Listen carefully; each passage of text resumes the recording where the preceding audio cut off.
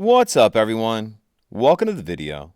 Today we're going to take a quick look at how to connect a phone to a 2024 Chevy Trax using the Bluetooth.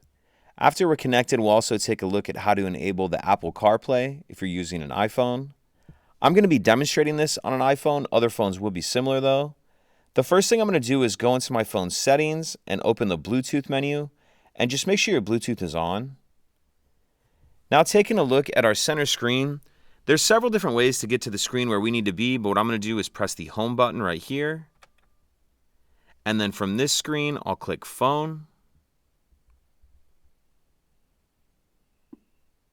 From here, we'll click connect phone. And then from this screen, we'll click add phone. Now I'm going to grab my phone and take a look at the available devices. And you'll see it pop up as My Chevrolet. Go ahead and click on that.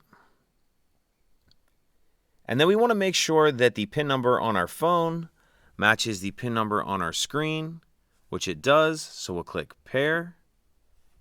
And then we'll grab our phone and click pair as well. And this is asking if I want to give it access to my contacts. And then you can see we're now connected. And then in just a moment, it'll give us this message to ask if we want to enable CarPlay. And you'll just click Use CarPlay.